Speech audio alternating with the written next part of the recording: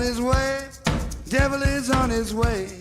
Devil is on his way, motherfucker. The devil gonna make you pay. Fall to your knees. Devil is on his way. Fall to your knees. Devil gonna make you pay. Fall to your knees. Devil is on his way. Mountain Murders is an Appalachian true crime podcast. Some content may not be suitable for all listeners. Listener discretion is advised. We say fuck a lot. Hey y'all, welcome back to Mountain Murders. I'm Heather. And I'm Dylan. Let's shout out some brand new patrons who are sponsoring today's episode, Dylan. Today's sponsors are Dustin and Samantha. They so generously donated to our patreon.com/Mountain Murders podcast, where they will access bonus material, Dylan, ad-free episodes. It's a great place to be. Yeah, and you get two podcasts for the price of one. And it helps support the show. And you get access to our Discord chat if you would like to be part of that. Keeps the lights on. We are a day late because it is Labor Day, and instead of laboring, we took the weekend off. We got crunk. No, we went to a big shout out to everyone who partook in the Muddy Roots Music Festival in Cooksville, Tennessee. Cookville. No S, babe. It was a great time, right? Oh, man, yeah, total blast. I'll be honest, I'm not built for festival life past 40.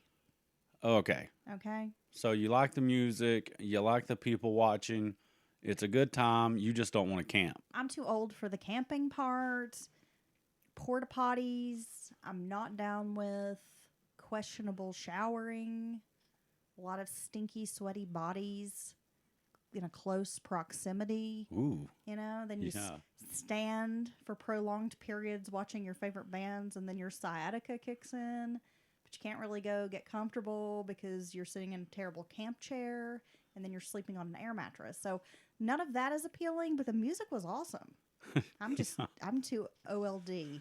For that life. And then a big storm came through and wrecked our camp. Well, there's that. So, yeah. But, I hope everybody had a great Labor Day weekend, holiday weekend. And thank you for all of your hard work out there, folks. Yes, we appreciate it. You're worth more. Demand a pay raise. It's true. Yep. Workers unite. You damn right. Let's get together, folks. We are in the month of September, Dylan, and you know what that means? We are traveling down to the state of Georgia. We will have cases from Georgia all month long. Man, I've been looking forward to the Georgia month. Have you? Yeah, it has great stories down there. Some interesting stuff for sure. And I have dug up a case for us today, Dylan. Which we've been having great stories. We just left, Maryland, right? Yeah, we were in Maryland. And then Virginia before that, is that right? Yeah. Wow, I can't believe I remembered. West Virginia? Yeah. Yeah. So, all right, let's go. Any breaking news, anything you want to talk about beforehand here? There seems to be, let me say right quick. Well, for one, there seems to be a lot of great series. Some of our Discord families watching, Devil in Ohio, things of this nature. Sound really great. So I'd love to dig into that later tonight with you, Heather, because they're getting rave reviews. But the Kylie Rodney case, can we talk about that for 1 second? Yeah, we can. So I think everybody's well aware of what happened. Just 16-year-old teen disappeared from a senior party. It's like the senior send-off party or something like that. Like graduation party. Yeah. Okay. And then, approximately 2 weeks later, her car and, unfortunately, her body were discovered in a reservoir by Adventures with Purpose, the group that has solved, I think, upwards of 24 cold cases and missing person cases by finding the car and the body, typically, in bodies of water, which that's a really incredible work they do. But now... So you're like, okay, it must have been an accident. I think that's what everyone had that feeling after after her car was found. So now there seems to be, I don't know if you call it a controversy, there seems to be people who think it was maybe not an accident. First off, her body was in the back of the car, right? Back seat, not in the driver's seat, which I think you could say, okay, somebody went in the water, they're panicking, they're trying to get out of the car, maybe they jump in the back seat. Well, Heather was reading to me, apparently one of the windows was all the way down. Two of the windows were either down or broken out. Okay. The rear driver's side window was about half open. Okay, so now you're like, okay, if someone's in the back seat scrambling around trying to find a way out, why wouldn't they use one of these multiple exit points through the windows? So does that strike you as odd as some people are making it out for you? Or do you think that maybe it was an accident and this is just some odd circumstance? I think it could be all of the above. Okay. I wouldn't completely rule out the idea that, there could be maybe foul play at hand. But I also think, if your car goes in the water, you're panicking. You may try to get in the back seat and get out a window, but it's all happening so fast. It's true. And you have to think of the vehicle, sinking. Now, and if that water rushing in. Yeah. And you're trying to get your wits about you, it's probably a lot more difficult to handle a situation like that than people are accounting for. Yeah, and even maybe the scenario you're describing, even more so if windows were down when it went in the water, right? Yeah. The water's going to come. It's not going to do that. I think we've all seen that movie scene where the car kind of slowly fills up and people are looking around trying to figure out what to do. Say, for instance, your driver's side or passenger windows just happens to be rolled down. Instantly, you're going to be rushed with the water. And you could take one good gasp just out of surprise and get a lung full of water, and then you're done. So, I mean... I guess now everybody's waiting on autopsy report and things like that. But it just strikes me as kind of weird. But of course, we're true crime fans, and we always, think we can read more into it sometimes than really is the case. So yeah, I just thought that was odd. That is odd, and thank you for bringing that up because yes, that was definitely something strange that's kind of happened this week in true crime. Another thing we can talk about real quick before we get started, because this happened in our neighboring state, Tennessee. A woman in Memphis was snatched Friday morning about 4:20 a.m., 34-year-old Eliza Fletcher, and she was out for a run near the University of Memphis area. It seems like she ran there quite a bit. She was a teacher at St. Mary's Episcopal School and regularly runs the area of the university. Someone abducted her off the streets. They were driving a dark-colored SUV. Really? How scary is that? That's very scary. Well, now they actually have a suspect arrested for the abduction, but they don't have her. Okay, that's odd. Yeah, so we don't know where she is yet. It just goes to show you never know. You're just going about your, everyday kind of boring business. And you never know when someone may have their eye on you to, just randomly snatch you out of a parking lot or something. His name is Cleotha Abston. Okay. And he's been charged with her abduction, but they still don't have her. They don't know where she is. But from what I gather, that suspect, Cleotha Abston, I think I'm saying his name correctly, I'm probably not, has already served 20 years for a kidnapping charge. Well, that's not good. Mm-mm. That's not good at all. He was accused of rape as a young teen and then served 20 years for violently kidnapping a prosecutor. Oh, my gosh. He has a court record dating all the way, and this is a juvenile record, dating all the way back to when he was 12. He was charged with aggravated assault with a weapon and rape. Then when he was 16, he kidnapped Memphis-based prosecutor Kemper Duran at gunpoint in the early hours of May 25th, 2000. Apparently, Duran had testified that only luck had saved him from being killed that day. So this guy honestly sounds like a full-blown psychopath who's, been doing stuff since he had any kind of size on him, right?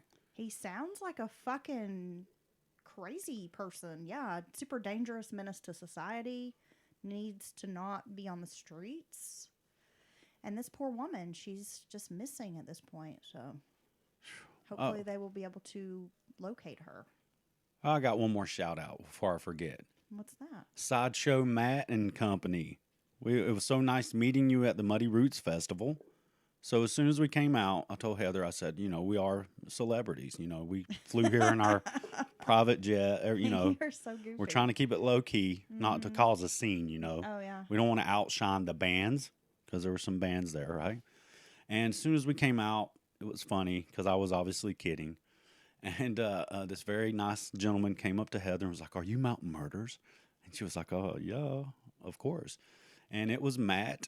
Sideshow Matt. All the way from New Orleans. And they were all the way from New Orleans, and he had his cousin and his lady with him, and they were very nice. And I just want to give them a shout out and tell them that we had a great time, and it was nice to meet them. And we love having listeners all the way down to New Orleans. Of course, because we love New Orleans. It's true. And we want to go down there. It's true. And move there.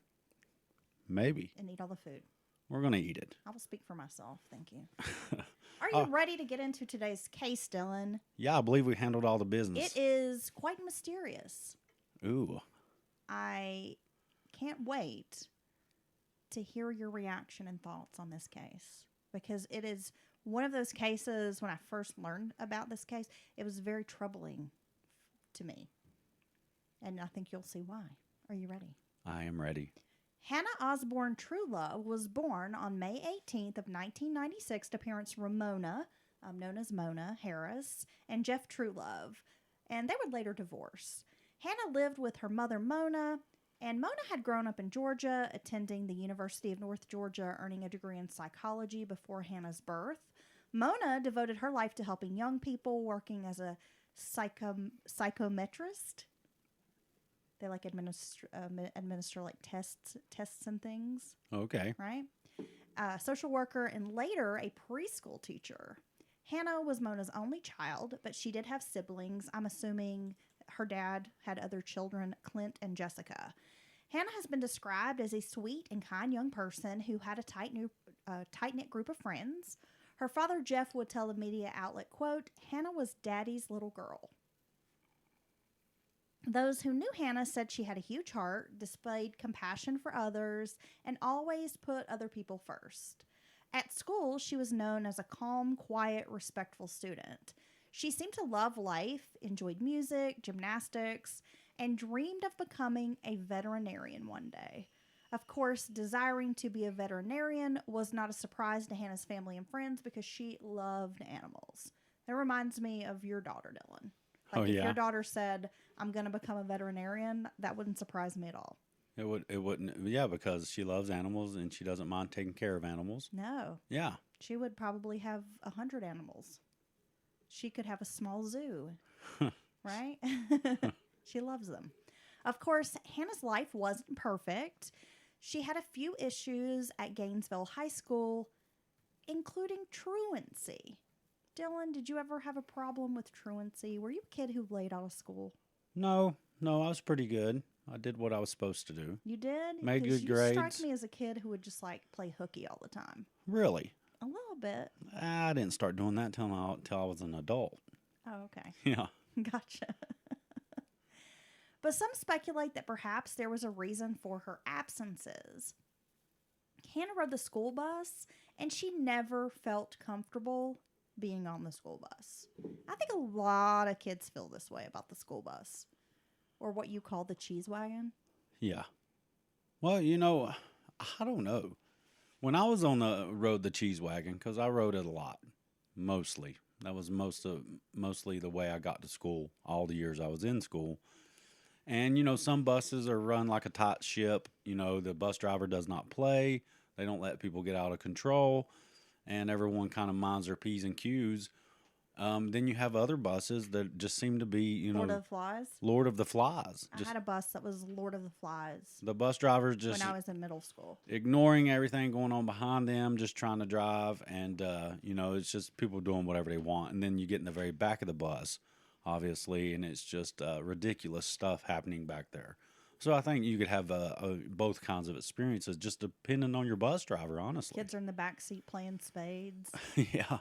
right? Smoking Yeah. cigars, With like bandanas on and stuff. taking all the first graders' lunch money. Yeah. Running some milk racket. Dude, I hated the bus. And this one time, I was in elementary school, and I would ride the bus to my great-grandparents' house, which was not very far from my home, but, my parents would pick me up after work, whatever. Usually I'd only be there like 30, 40 minutes. So I'm probably first, second grade. I'm little kid. And there was a 6th grade boy, and he was a menace. He was kind of a little asshole kid. I remember his last name, but not his first name.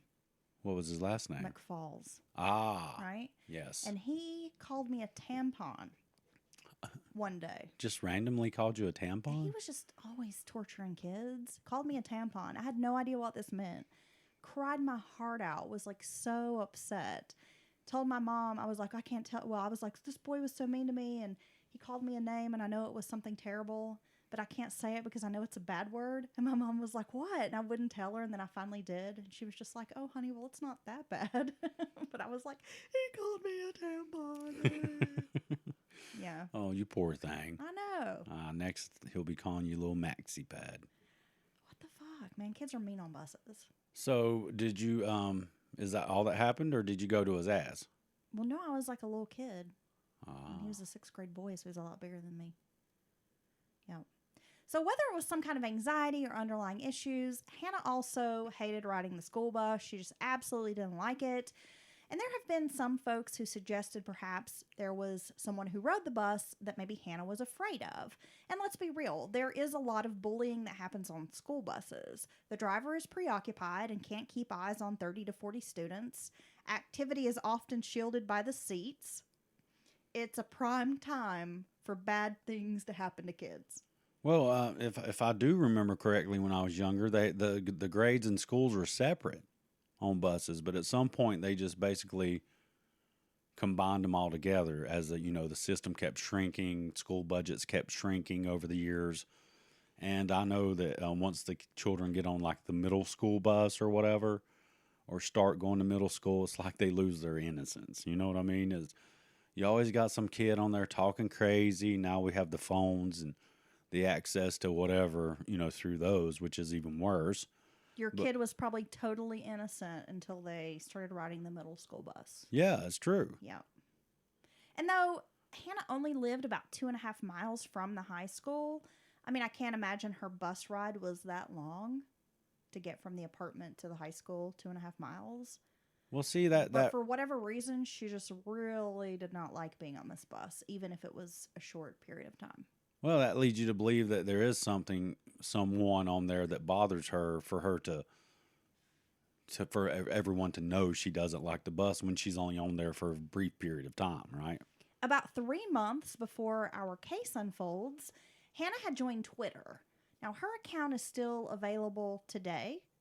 Her feed is full of musical quotes, retweets of musicians, and stuff about her friends.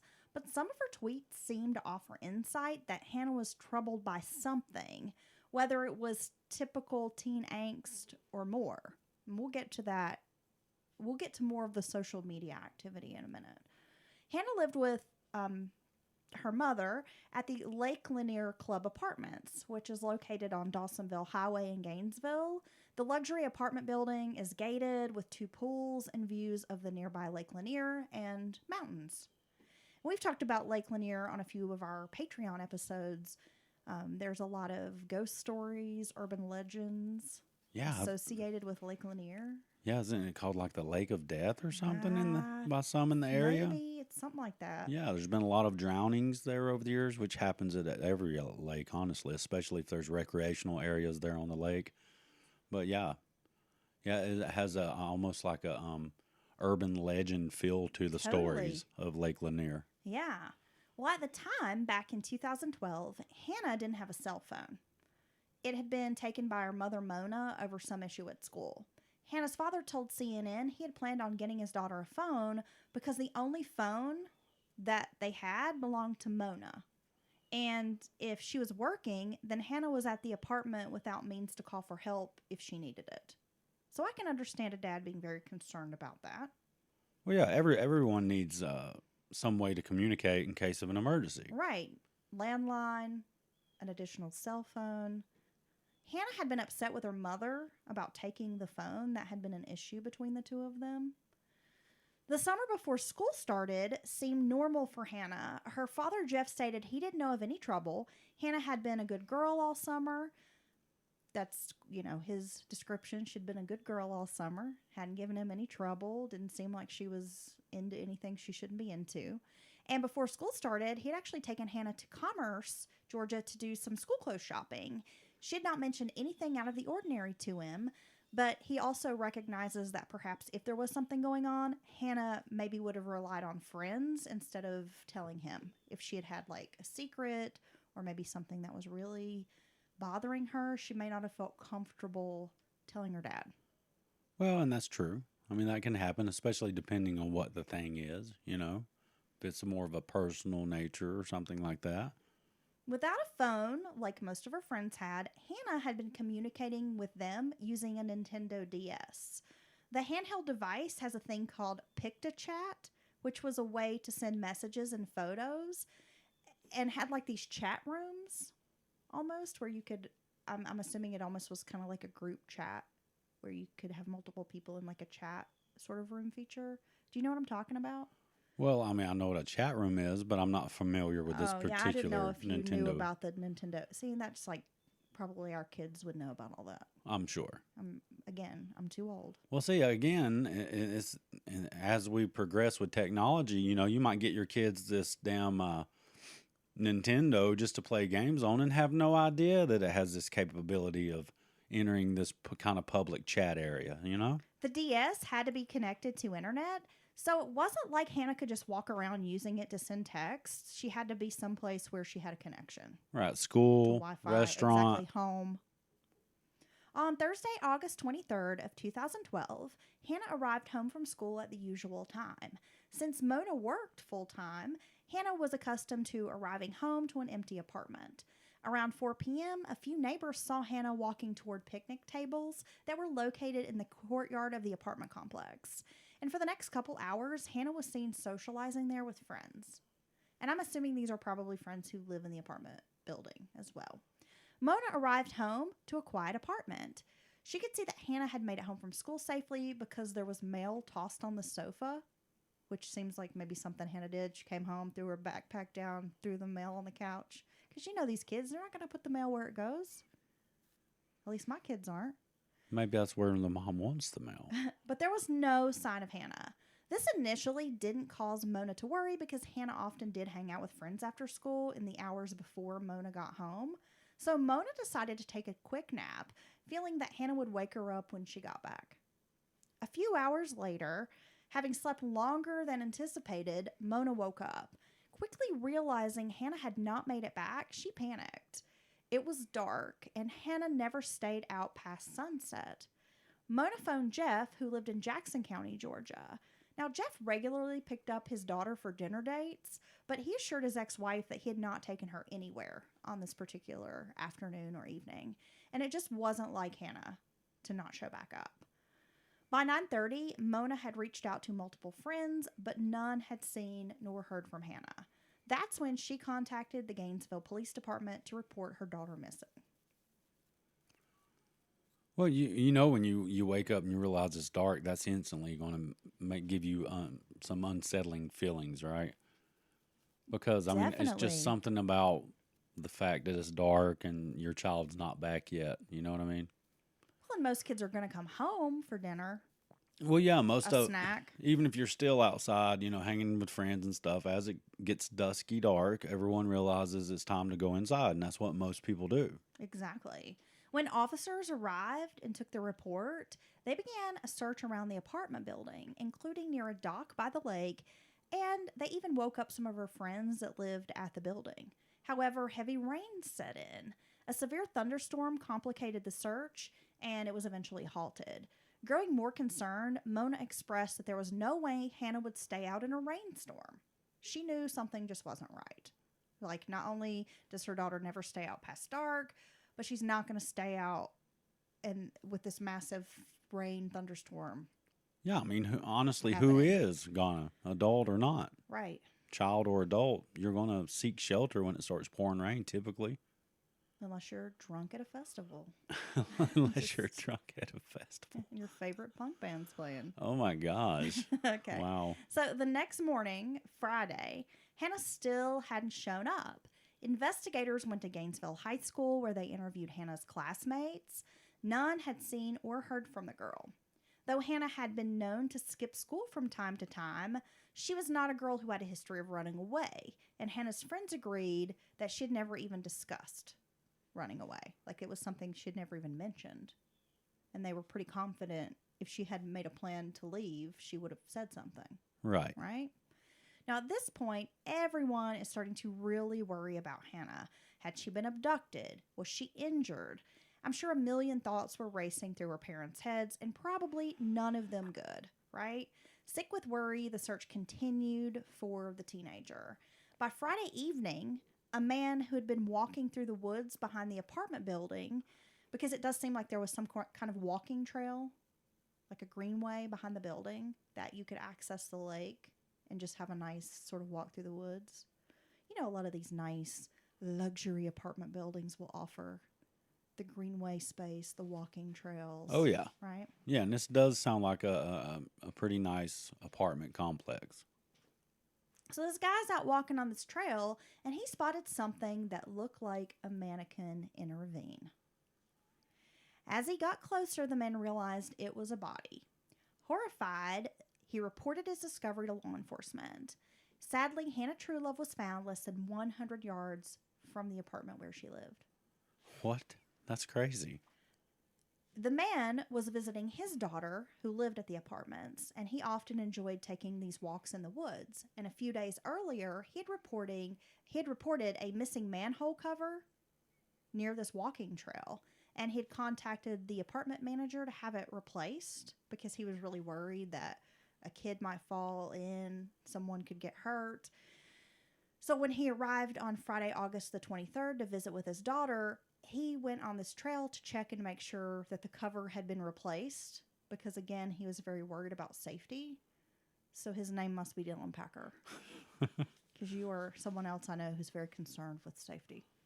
Well, you know, safety does matter, and it matters all the time, no matter Because where you're Of course, at. initially I was like, who's this man? Is he a suspect? But then he had a good excuse for kind of being out and about. It's something he did often. When he Yes. visited his daughter, he would take advantage of the walking trail. Yes. Okay. And was checking to make sure that manhole cover had been replaced. Ah, he's following up. He's following up. He's not right? playing around. And instead, he makes this terrible discovery of this poor girl. Hannah had died from multiple stab wounds, but there was little physical evidence found at the crime scene. More than 3 inches of rain had fallen during this heavy rainstorm the night before, causing the ravine where her body was found to fill with runoff water from storm drains. Oh my gosh. At some point during the night, Hannah's body had become submerged in a stream of running water that had washed away any physical evidence that might have been left by her killer. Her body was, quote, feet first into swift-moving water for at least an hour. Well, I mean, as far as crime scenes go, this is just not good for the crime scene. There's not a chance to find tracks. You know, you might discover a fiber, but all that stuff's likely washed away. Exactly. But she was so submerged in the water, investigators noted that when they found her, the water had actually swept her hair back, like way past. She has really long hair too, so it was like obvious that the water had swept her hair, back away from her face. Despite the fact that Hannah had been stabbed several times, there was no blood left at the scene, and her body had been washed clean, which was the worst thing that could have happened in this case. Yeah, definitely. Investigators began performing door-to-door canvasses of the apartments. Knocking on every door, officers asked if anyone had seen Hannah on Thursday evening. A few neighbors had reported seeing her at those picnic tables, but not any later than 7:30 p.m. No one had seen her walking near the woods behind the apartment complex. The Lake Lanier Club apartments were a busy place, especially in the afternoon and evenings with residents coming and going. Investigators speculated that Hannah likely knew her killer, and it had been someone she had willingly gone with into the wooded area. If a stranger had tried to kidnap her, someone would have likely seen or heard it, because again, this is a very busy, active apartment complex. Well, and that makes sense.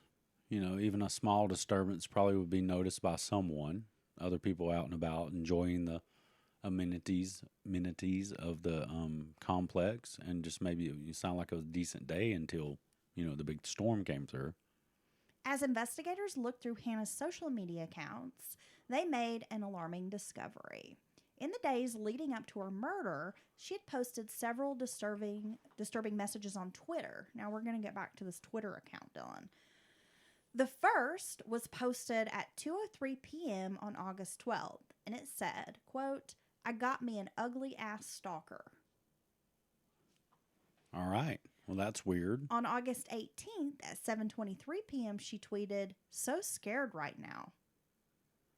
The day before her death, she tweeted, quote, "I need to move out of these dang apartments."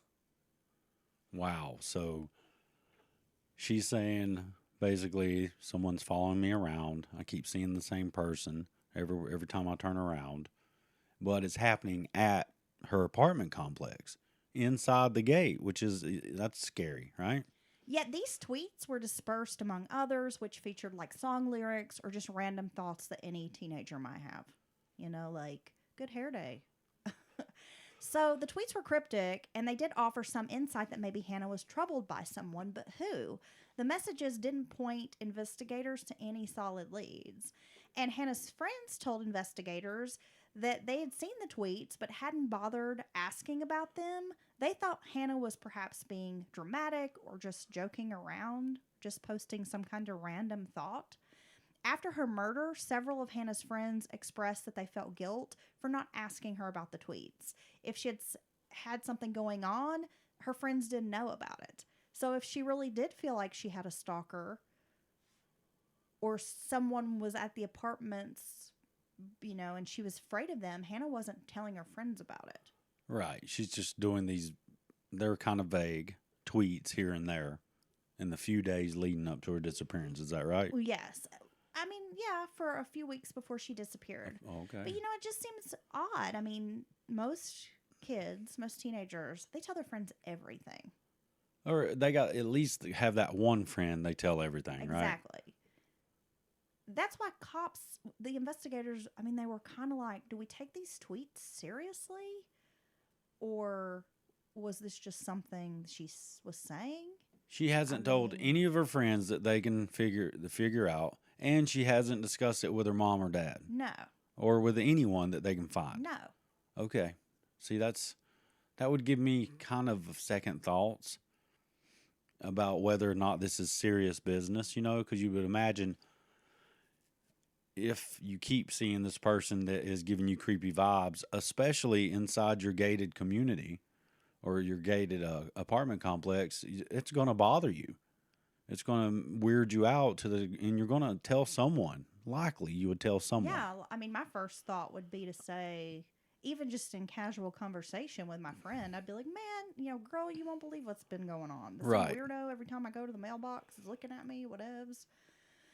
So I guess that part of it, I do understand why the cops were a bit confused about whether there was more meaning to these tweets or if it was just kind of, again, random thoughts being put out there. Hannah had a good relationship with her dad, and he felt like if something had really been going on or that his daughter didn't feel safe at the apartments, she always knew his house was open and that she was welcome to come stay with him. And that was a conversation I guess he had with her multiple times is, if you ever want to come live with me, you can. And so he was like, my daughter would have had the option of moving in with me. But she never made any mention of wanting to not live in the apartments or that she thought she might want to come stay with him. As the investigation moved forward, detectives felt the tweets were maybe not relevant to her murder at all. A young man who had reportedly been crushing on Hannah was interviewed, but was quickly ruled out as a suspect because he had a solid alibi. When police learned she'd used that Nintendo DS to communicate, they seized the item and combed through the messages, but didn't find anything useful. Rumors circulated that Hannah had a secret cell phone that she had kept hidden from her mother, but investigators were unable to locate the device. So she didn't have it in her locker at school, wasn't in the apartment anywhere. What do you think the odds are? What year did this happen? 2012. Yeah, I mean, it could be possible she has some second cell phone of a friend or something that Well, she could have, but and I'm thinking, well, why didn't they find it? But maybe she had it on her person.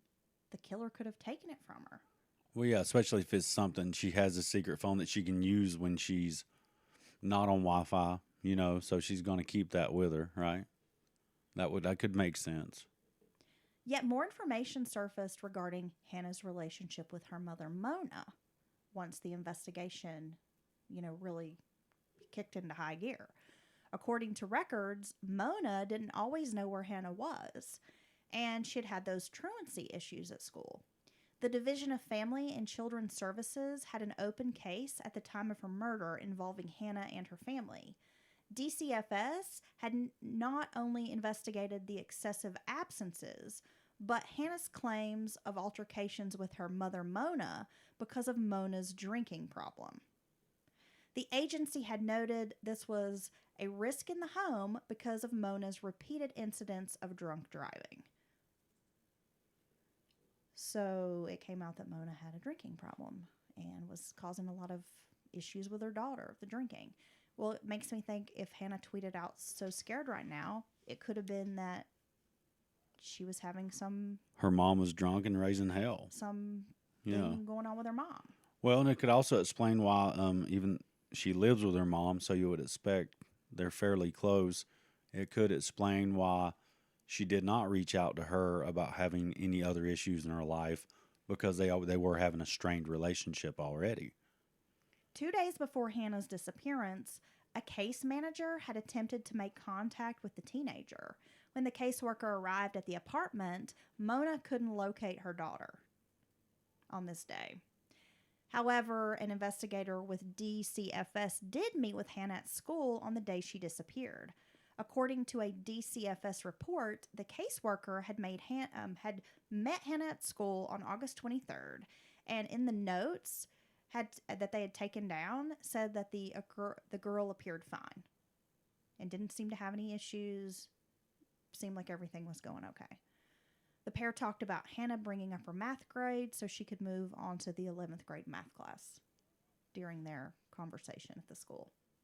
So again, seems like a very normal, routine kind of conversation. Yeah. Georgia Bureau of Investigation was called in to assist with Hannah's case. Her body was found in where a line kind of cuts through the woods that delineates the city from the county. And Hannah's body was technically on the county side, which put the case in Hall County's hands. But initially, it had been the Gainesville Police Department that had been involved in the investigation, but they pass it off to the county, and then the GBI get involved. Now, investigators concluded that Hannah was killed at the spot where she was found. The area is surrounded by trees and very secluded, but the apartments were so densely populated, they had a hard time believing no one saw or heard anything. Later, a witness will state they had seen Hannah sitting on a wooden staircase that led down to the trailhead of the screenway as if she was waiting on someone. Okay. Detectives interviewed dozens of people, but were unable to find anyone who disliked Hannah. Like, no one at school seemed to have an issue with her. She didn't have any known enemies. So they cannot get a lead. They can't get the investigation going, because everything they try is just it's just cut off instantly. Can't find anything. No physical evidence. No physical evidence. The crime scene's not helping much at all because of the water. That are no known enemies. Yeah, no known enemies. Nothing. She said nothing to anyone. You got this handful of kind of vague tweets mixed in with just the everyday stuff. They're so vague and removed from each other that you don't know if it even means anything. And and that's all you have. You have nothing else. So, I mean, it would make it tough to investigate. 2 weeks after the murder, officials announced that they were trying to locate a car that had been seen at the Lake Lanier Club Apartments on that evening that Hannah had been killed. The car they were seeking was described as being a light silver four-door sedan, possibly a Dodge or Chevrolet, with significant front-end damage. The driver's door was a different color than the rest of the car, possibly white or a lighter silver color. Now, witnesses claimed there had been 3 occupants in the car. A male had gotten out of the back seat of the car and walked around the apartment complex. About 15 minutes later, this male walked past the witness who had spotted this car again, heading in the direction of the wooded area behind the building. At the time, Hannah had been walking about 15 steps behind him. It's unclear if she was following him or simply walking in the same direction. Detectives noted that the occupants of the car were not being considered suspects in the murder. Hannah was seen by herself about an hour after the car had left. Police believe the occupants of the car may have witnessed something that might be of use to investigators, and they were kind of hoping that someone might come forward with some tips. According to reports, there have been several persons of interest who refused to cooperate with law enforcement. Some suspects have passed polygraphs or had alibis. After the case went cold, investigators theorized that there was more than one person who was at the crime scene when Hannah was killed. This is not to say there were multiple assailants, but law enforcement thought perhaps there were witnesses who were too afraid to come forward with information. Hannah's parents agreed with this theory, so they thought it was more than one person, probably one killer, but maybe multiple people had been there when it happened. I mean, yeah, I don't know. Unless they're with that person and they see this you're just hanging out with this person and they do something totally off the wall crazy, and now you're kind of scared because you know them, they know you, they know where you live, kind of thing. Maybe I could see that. But I mean, if it's, just a random witness, then obviously I don't think that would be the case. You know what I mean? Would you be so scared? Wouldn't it almost have to be someone who knows you? Someone, if you were with friends, right, and this happened, kind of like the River's Edge, where there were multiple kids who knew about this crime but wouldn't come forward with the information. Right. Feeling like they had to protect their own or were afraid to come forward. I mean, that happens. It has happened. Well, I'm going to tell on you. So I'll just tell anyone who's going to hang out with me, and you plan on doing something like this, you better leave me at the house. You're a snitch. You can call me a snitch if you want. I will dial your ass straight out. Well, next time I try to commit a crime, I'm not involving you because you're a little snitch-ass bitch. Well, it depends on the crime. I'm not, no. If it's murder or molestation, girl, you're done. I'm telling. Look, you're the only person that I molestation, okay? It's true. And that's consensual. It is, very. So it's not even that. It's not. I don't think there's a definition that fits molestation that is consensual contact between two super hot adults. I'm gonna freak you. Damn. Like a damn 90s R&B song. Oh my gosh. Is it going to be like a Ari Spears sketch? Oh gosh. Gosh. Yeah, we can talk about that. We'll talk about that at the end. I'm not sure what's going on there. Okay, so back to our case, Dawn. It's been a decade since Hannah Truelove was murdered. The lead investigators on the case had stated it is still an active case, and they are 100% sure their main suspect, whose name of course has not been released, is their killer. However, the joint investigation between the Hall County Sheriff's Department and the Georgia Bureau of Investigation has yet to find enough evidence to build a strong case and make an arrest. So they've got a suspect. They feel 100% sure this person did it. They just have to get some evidence. That must be so tough for investigators. Especially when you're working with such a limited amount of physical or any evidence at all. Right. So they don't think they have, even though they have this strong suspicion, they don't have enough evidence that's going to hold up in court and get a conviction.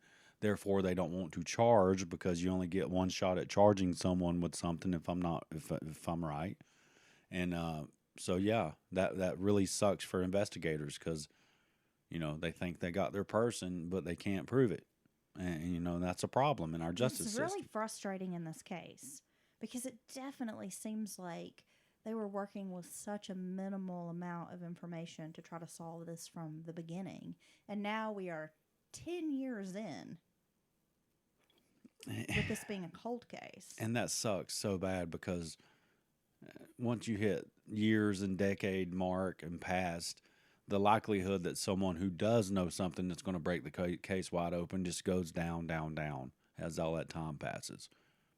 Lieutenant Dan Franklin with the Sheriff's Department said, quote, "We're confident we know who did Wait. this." His name's Lieutenant Dan. Nice. He said, "We're confident we know who did this. It is a suspect they identified from the start who had been interviewed twice, but so far authorities just couldn't link him to the murder." That's so sad. She's brutally murdered, within shouting distance of her home inside this gated community where you likely feel pretty safe. And nothing you can't do. And you think you're fairly certain you know who did it, and you can't do anything about it. That just must be so hard. Hannah's mom, Mona Harris, told a local news outlet, quote, "Hannah's family and friends have been living a nightmare since Hannah was reported missing and found murdered. Our entire family has suffered and continues to suffer every minute of every day since that fateful evening." It's just heartbreaking. It is. It's horrible. Mona passed away in 2020, never uncovering who murdered her only child. And not only that, if someone's going to do that to Hannah, then, obviously they could have other victims out there before or since what happened to Hannah. So, It's true. my gosh, that's so sad when there's just no closure and no justice served in any form or fashion Well, in a it's just case like such a this. baffling case, right? Because it definitely feels like, that it had to be someone who knew her. There had to be, that she had known her killer, perhaps. This doesn't seem random.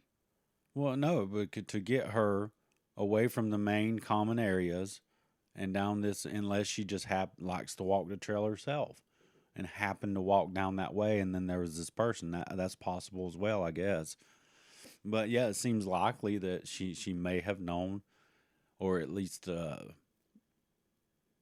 willingly went with this person, even if she didn't know them. Maybe just met them. Who knows? We'll never know, I don't think. Yeah, I guess the part that I just don't feel like it could be that random is, the likelihood that you have a murderer, a serial killer, someone who's just waiting to find a young girl alone, happens to live in this area near this gated apartment building. Yeah, that's... that's why I just feel like that's kind of I'm not saying that totally couldn't happen. It just seems like a far stretch.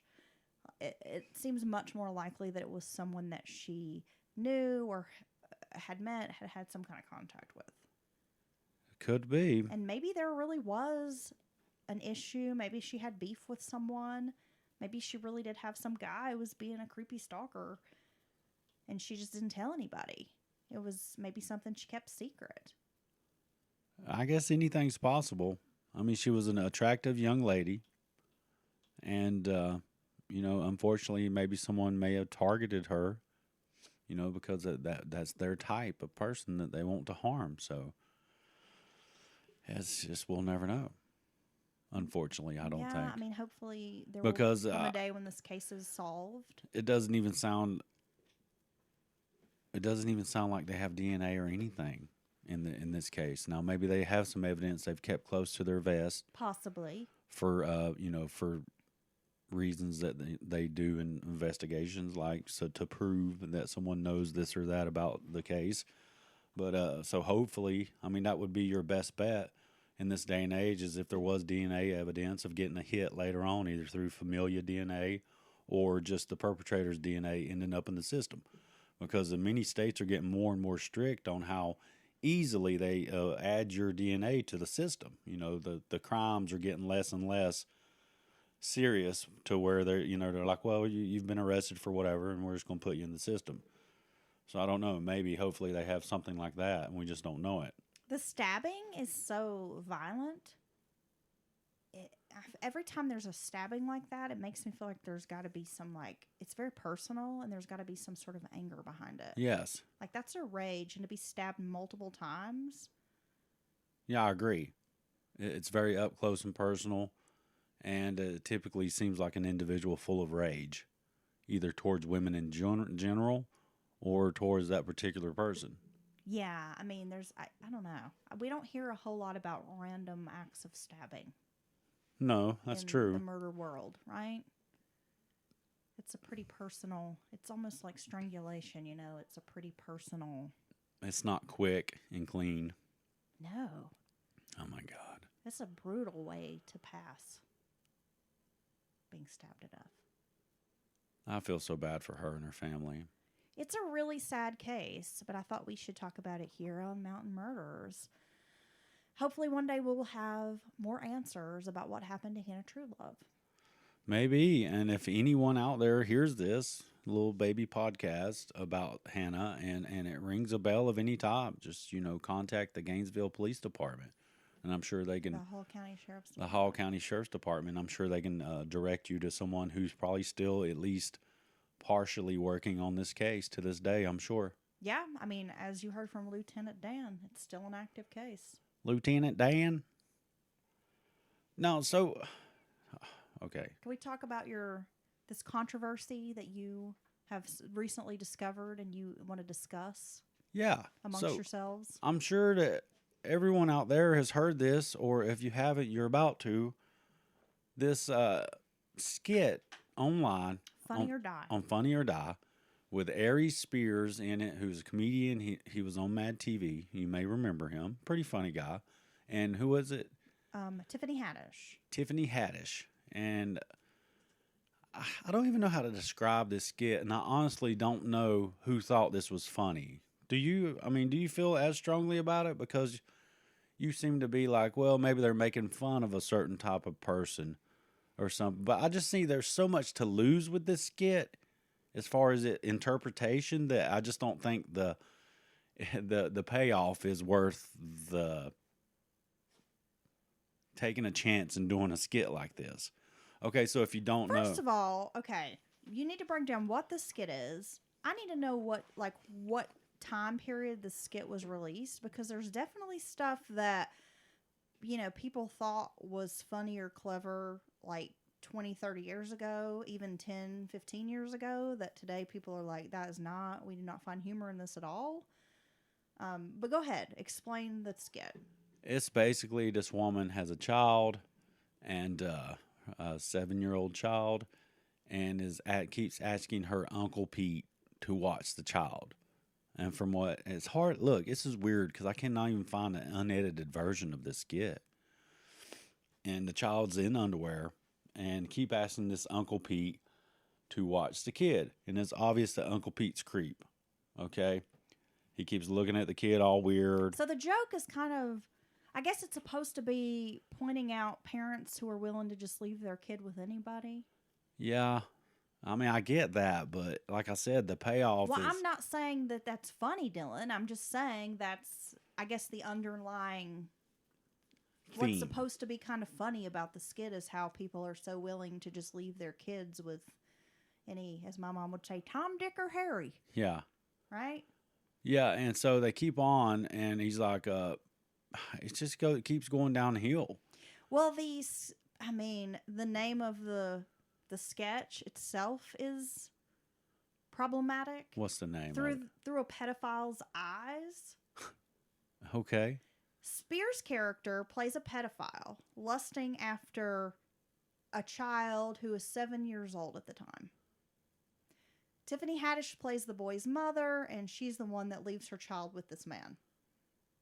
So the whole time, this video shows this little boy who in the lawsuit, because now this child is an adult and is suing Tiffany Haddish and Aries Spears. So it really was that many years ago? Yes. Okay. Now he's 22, so this happened when he was 7. Wow. So that was, 2008? Yeah. Yeah.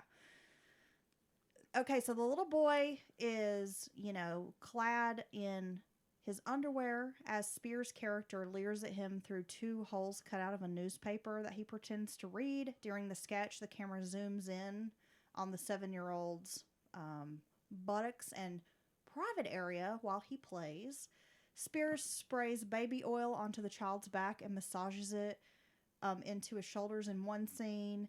In another scene, the child is playing with a train in a suggestion or in a manner that seems to suggest some sort of phallic masturbation. Okay. In another sequence, Spears is smoking a cigarette and he is watching the child nude in a bathtub and he pours water on his feet. So I don't know if the child's pouring water on his feet or if Spears is doing that. I mean, it's all very fucking weird. And then the video ends with a text But it says, watch who you leave your kids with. We have a neighbor that's sawing something now. Oh, yeah, I knew that. Never fails. No, we can not record for 2 weeks. We won't hear a peep. As soon as we start, it's chainsaws, weed He's eaters, like, it's Labor Day. It's Monday at 4:21 p.m. Let me get out my saw. and emergency services. So this was uploaded to Funny or Die, and then it was removed in 2018. I guess because Funny or Die thought it was disgusting, or that it wasn't funny. Okay. Yeah. Yeah. So this child, now an adult, this victim, John Doe, is suing and saying that it's caused emotional distress. They feel they were being groomed by these two comedians. There were even some allegations that perhaps they had been lied to about the skit. About like to the parents of the kid. See, it's what me and Heather thought was odd. Yeah, one of the lines from the lawsuit stated that the parents and the child were told it was a skit for Nickelodeon. Okay. And not that it was a comedy skit for Funny or Die. Okay. But I guess my thing is, if you've got a child who's going to be in a skit or a video, or A 7-year-old child. wouldn't, as a parent, I'm not saying that these parents are to blame, but like, wouldn't you know for sure what was happening with your kid? I'm going to be there when my child participates in whatever you guys are doing, okay? I'm going to be on set, okay? Because this is a 7-year-old, guys. You don't drop a 7-year-old off at work somewhere and leave them, right? I would be there. I would be in on it.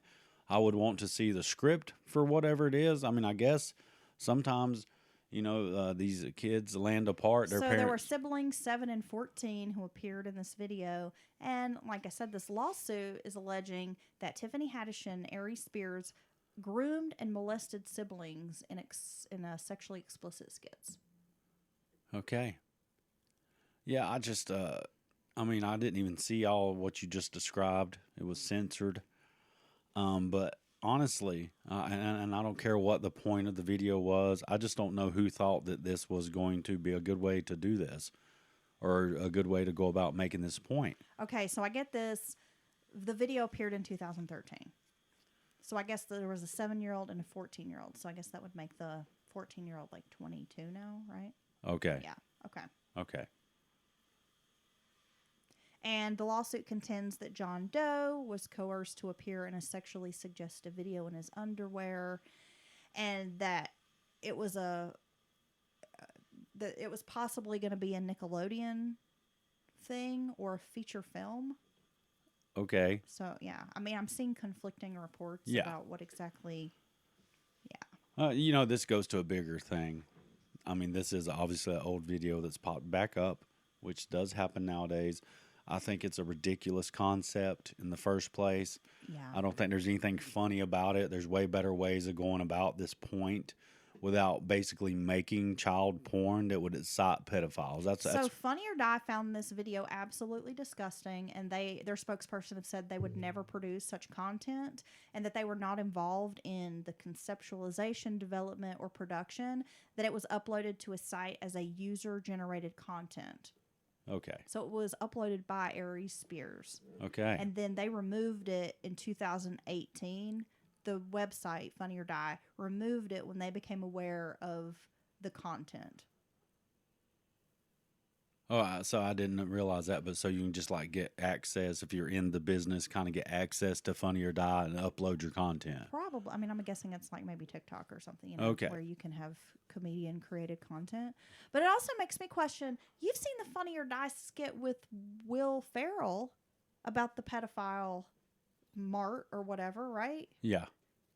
So they're saying, oh, we would never think this is funny. But there's no way you weren't aware of this Will Ferrell content, right? Isn't he a big part of Funny or Die? Right? He did this whole, there's this whole skit. It's like a clown emporium or something. Clown World with Will Ferrell, the child clown outlet. The child clown outlet? Yeah. There's no like subtlety with this sketch. It's about breeding and trafficking child clowns. Oh, Nice. I wonder what that means. I've shown you this I know you video, have. right? Oh, So yeah. you've seen it. Yeah. You should play the audio for the listeners, but we'd probably screw that up. Well, I guess it aired on the Tim and Eric Awesome show, which was on Adult Swim. But I've seen it marked as a Funny or Die. Like, I've seen that. So I'm not sure if it got uploaded there as well. But it's pretty disturbing, and it actually kind of makes me feel sick when I watched it. I mean, it's pretty morally reprehensible. Here's what's happening, and we'll wrap this up for Mountain Murders because it's not really the spot to talk about this. We're going to do a batshit crazy episode about what we view as the attempted normalization of pedophilia. Okay? It's almost like some groups are trying to make it like, oh, well, it's not, these people aren't evil. Okay? We've heard this term, a minor attracted person, being put in the place of pedophilia or pedophile, which is ridiculous to me. You don't sugarcoat that. I even saw a story, I don't know if it's true, I tried to vet it, but it was already scrubbed, of a teacher admonishing kids in class for using the word pedophile and directing them to use that MAP, minor attracted person term. I'm not going to fucking do that. I'm not. You're a pedophile and you're a monster, okay? And you can say, oh, but we just keep seeing these things. We just keep seeing, we hear about these toys. So it'll be interesting when we discuss all of this on Batshit Yes. Crazy. You don't want to miss that episode. It No. is coming very soon Even if to a platform near you. even if you're not into conspiracy, the weird, supernatural, or any of that stuff, we would ask that you check out this one episode on what we fear is the attempted normalization of pedophilia. And no, Okay. we're not QAnoners, No, we're not QAnoners. just so you know. Okay, let's wrap it up. If you have an email, you can always send that to mountainmurderspodcast@gmail.com. We would love to have some of your listener stories as we head into fall, into spooky season. We love to read those listener stories and have started gathering up information, materials, submissions for some October spooky Halloween listener story episodes. It'd be pretty cool if we could do multiple listener story episodes in October. That would be awesome. So if you've got some wild, wacky, crazy, funny, outrageous story, maybe a ghost, you got probed by a Sasquatch, whatever, email us, let us know. I want to hear your Sasquatch probing story. And if you want to access a lot of extra content or be the sponsor of an episode of Mountain Murders, you can go to patreon.com/Mountain Murders Podcast. And for as little as $3, you can become a sponsor. And we appreciate that because it helps support the show directly, keeps the lights on here in the studio, and it gives you access to ad-free and extra content. And now we have multiple podcasts on there as well. Yeah, not only do you get Mountain Murders, but you get free, ad-free Batshit Crazy episodes as well. Yes, you do. And there's more to come. There really is. Wow, okay. And you can access our Discord chat if you want to do that. So we'd love if someone would check that out. Right. So I hope this podcast episode melted your face off, and we will be back with a midweek on Wednesday. Have a good day. Okay. Yeah. Happy Labor Day. Happy Labor Day.